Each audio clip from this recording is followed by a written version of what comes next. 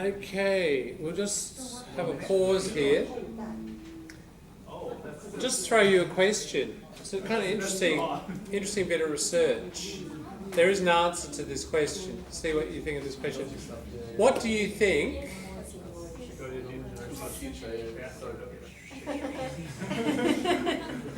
What do you think in the world most people talk about? What subjects? I mean, there's been a study, if you look at language, what topics? Politics. Okay, that's an interesting one. Politics. Weather. Weather. Australia, yeah. Fashion. Uh-huh. Still not, we're still... Beauty. No. Hobbies. Actually, Food. I think the answer is Food, sex. eh? I think the answer is sex. Sex? Entertainment.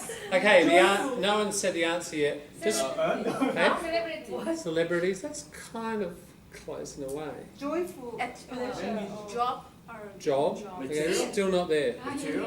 Material, like material items and things. Yeah. Level of levels. Yeah. Okay. Interesting answers. They probably reveal more about you. The answer is other people.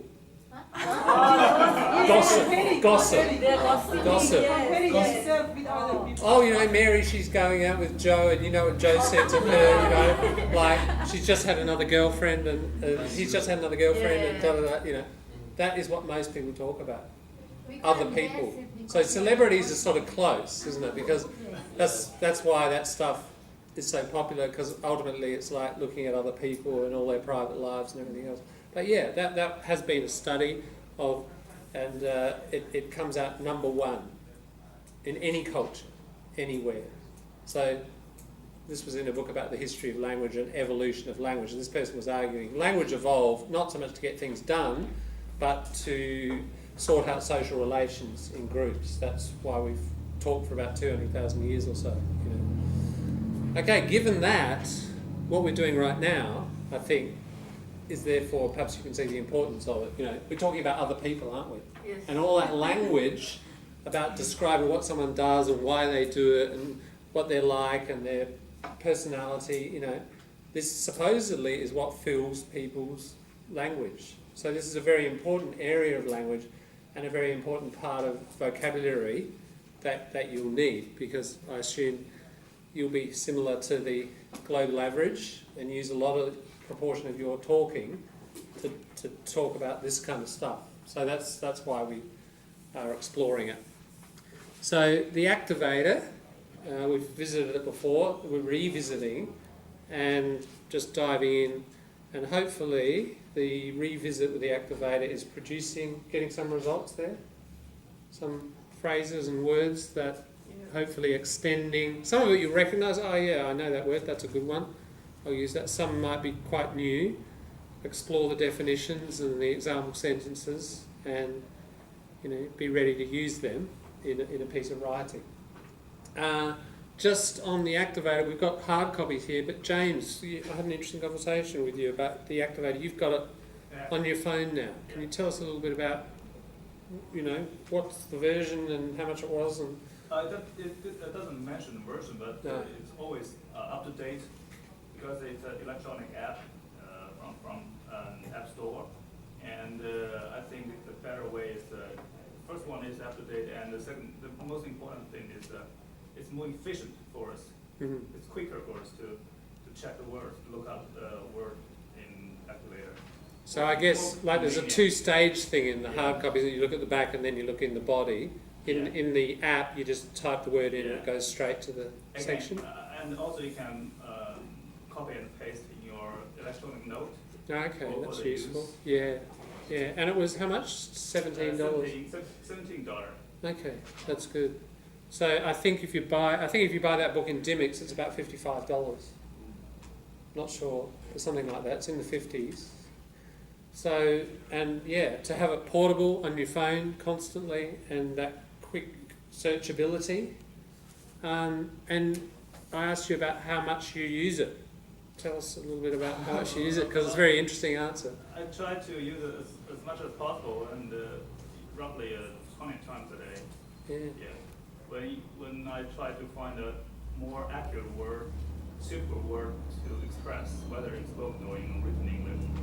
Right. Yeah. And you mentioned even for speaking, you were sort Yeah, of for speaking, using it. yes. And so, how in speaking, James? In what way? How? So, I think I suggested what you say something, and then you think, how could I have said that different?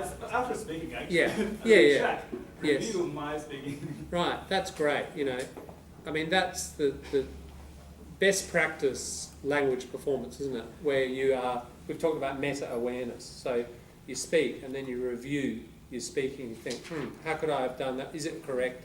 Etc. And using this resource to then check. And I imagine most of your checking is probably happening from speaking, because we tend to speak more than we write. Yeah.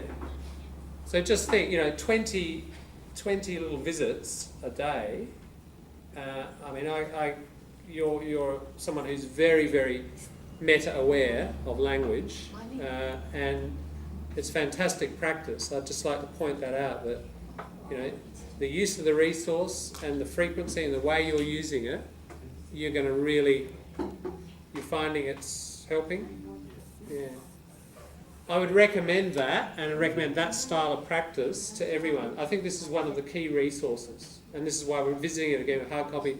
But yeah, get on your phone, download it. It's probably the best $17 you'll spend on language development. Can we know which one is that? Because in English There are a few. Okay, James, Dilhani's saying there are a few different ones. So, is it?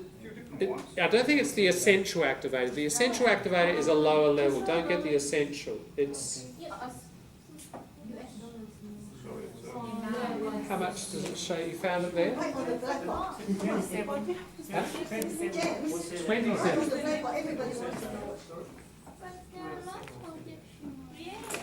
Don't get along with 27. 27. Okay. Right. I remember, that's another one. Okay, don't get it mixed up with the Longman Dictionary of English. They look similar. Don't get the essential activator, get the Longman activator. The essential one is a lower level. You want this level. And don't get the Longman Dictionary either.